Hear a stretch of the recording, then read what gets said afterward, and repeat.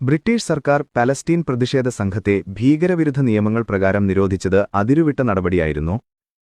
High court of England and Wales സർക്കാർ Palestine action എന്ന സംഘത്തെ നിരോധിച്ച തീരുമാനം അനുപാതികമല്ല എന്ന് വിധിച്ചു. അതിനാൽ അത് റദ്ദാക്കണമെന്നും വ്യക്തമാക്കി. ചില പ്രവർത്തനങ്ങൾ ഭീകരവാദത്തിന്റെ നിയമപരമായ പരിധി കടന്നതാണെന്ന് ജഡ്ജിമാർ അംഗീകരിച്ചെങ്കിലും മുഴുവൻ സംഘത്തെയും നിരോധിക്കുന്നത് അനുപാതികമാണോ എന്നത് ശരിയായി വിലയിരുത്തുന്നതിൽ ആഭ്യന്തര സെക്രട്ടറി ഇവറ്റ് കൂപ്പർ പരാജയപ്പെട്ടതായി കോടതി പറഞ്ഞു. സർക്കാർ ഇതിനെ അംഗീകരിക്കുന്നില്ല, ദേശീയ സുരക്ഷയാണ് മുൻഗണന എന്ന് വ്യക്തമാക്കി അപ്പീൽ നൽകുകയാണ്. നിരോധനത്തിന് ശേഷം സംഘത്തിന് പിന്തുണ പ്രകടിപ്പിച്ചതിന് 2700-ലധികം പേർ അറസ്റ്റിലായി. ഏകദേശം 700 പേർക്ക് ഭീകരവിരുദ്ധ കുറ്റങ്ങൾ ചുമത്തപ്പെട്ടു.